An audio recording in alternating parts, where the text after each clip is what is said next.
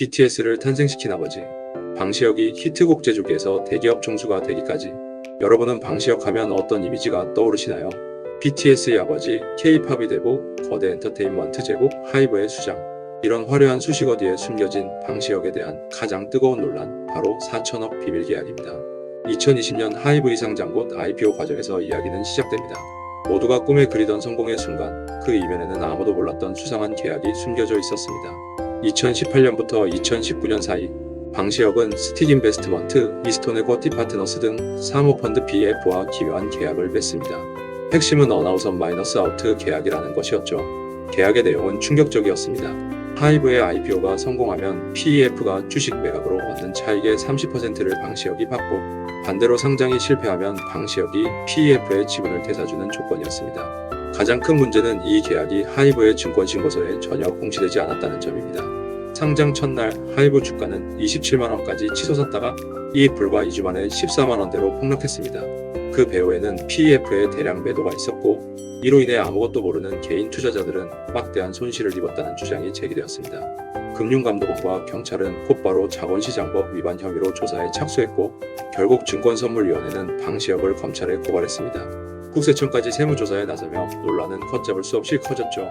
방시혁 측은 법적으로 문제없다고 주장하며 상장 주관사의 법률 검토를 거쳤다고 해명했지만, 비판의 목소리는 사그라들지 않았습니다.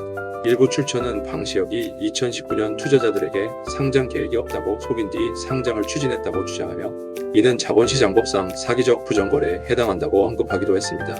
이 모든 논란 속에서 방시혁이 받은 4천억 원의 행방은 대중의 뜨거운 관심사가 되었습니다. 이 돈은 세금 납부와 하이브 지배 건강화를 위한 유상 증자 참여, 그리고 미국 고급 주택 매입 등에 사용된 것으로 알려졌죠. 과연 그는 이 모든 의혹에서 자유로울 수 있을까요? 그가 걸어온 파란만장한 연대기를 따라가 보겠습니다. 방시혁의 이야기는 1972년 평범한 공무원 가정에서 시작됩니다. 공무원인 아버지와 서울대 출신 어머니 사이에서 태어난 그는 모두가 기대하는 엘리트 코스를 밟고 있었죠. 책 읽기를 좋아하고 내성적이었지만 한 번 본 것은 잊지 않는 천재적인 두뇌로 늘 주변의 기대를 한 몸에 받았습니다. 하지만 그의 평범한 삶을 송두리째 바꿔놓은 건 다름 아닌 아버지가 사준 기타였습니다. 그가 빠져든 건 부모님의 기대와는 거리가 먼 헤비메탈이었죠. 부모님의 바람대로 서울대 미학과에 진학했지만 그의 심장은 이미 음악을 향해 뛰고 있었습니다. 대학 재학 중이던 1994년 그는 체육회 유재하 음악경연대회에 참가해 동상을 수상하며 작곡가로서의 가능성을 인정받습니다. 이 작은 시작이 훗날 K-팝의 역사를 만들 거라곤 누구도 상상하지 못했을 겁니다. 대학 졸업 후 그는 박진영이 이끄는 JYP 엔터테인먼트의 수석 프로듀서로 합류합니다. JYP 시절 그의 손을 거친 곡들은 쏟아지는 쪽쪽 히트를 기록하며 히트곡 제조기라는 별명을 얻게 되죠. god의 하늘색 풍선, 비 나쁜 남자, 박지윤의 성인식까지 그야말로 명곡 제조기였습니다.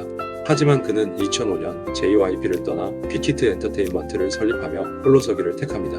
비록 작은 사무실에서 시작했지만 그의 음악적 능력에 의심을 품는 사람은 아무도 없었습니다. 그는 백지영이 총 맞은 것처럼 같은 명곡을 만들며 대중적 성공을 이어갔고, 위대한 탄생 심사위원으로 출연해 독설과 캐릭터로 대중들에게 강한 인상을 남기기도 했습니다. 그리고 2013년 그의 인생을 영원히 바꿔놓을 운명적인 만남이 시작됩니다.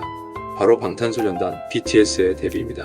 당시 K-팝의 주류와는 거리가 멀었던 힙합 아이돌 컨셉, 그리고 작은 소속사라는 한계로 인해 큰 주목을 받지 못했죠. 하지만 방시혁은 기존의 성공 공식을 따르지 않았습니다. 그는 멤버들의 진솔한 이야기를 담은 음악과 소셜미디어를 통해 팬들과 직접 소통하는 새로운 전략을 선택했습니다.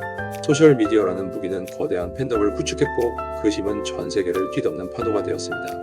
BTS는 DNA와 Fake Love 같은 곡들로 빌보드 차트를 점령하며 K-팝의 역사를 새로 썼습니다.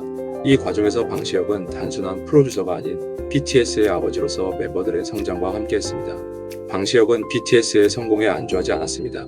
2021년 빅히트를 하이브로 리브랜딩하며 음악 레이블을 넣어 플랫폼과 IT를 아우르는 거대 기업으로 키워냈죠. 심지어 미국의 이타카 홀딩스를 인수하며 저스틴 비버, 아리아나 그란데 같은 팝스타들과 협업할 수 있는 글로벌 기반까지 마련할 수 있었습니다. 그리고 마침내 2024년 하이브는 엔터테인먼트 회사 최초로 자산 총액 5조 원을 넘는 대기업으로 지정됩니다. 하지만 이 화려한 성공의 이면에는 늘 논란이 따라붙었습니다. 2024년 하이브 산하 레이블 어도어의 민희진 대표와의 경영권 분쟁은 K-팝 산업의 고질적인 문제를 수면 위로 끌어올렸죠. 여기에 더해 하이브 상장 과정에서 사모펀드와 맺은 4천억 원 규모의 비밀 계약은 투자자들의 우려를 낳으며 논란의 중심에 섰습니다. 이 거대한 자금은 경영권 강화와 미국 진출 등에 쓰였지만 공시누락과 부정거래 혐의는 금융당국의 조사로 이어지며 그의 행보에 어두운 그림자를 드리웠습니다. 방시혁 그는 분명 시대의 흐름을 읽고 K-팝을 대표하는 거대한 제국을 건설한 혁신가입니다. 하지만 그의 이야기는 아직 끝나지 않았습니다. 4천억 원의 그림자 속에서 K-팝의 재앙은 과연 이 모든 논란을 딛고 앞으로 어떤 길을 걸어갈까?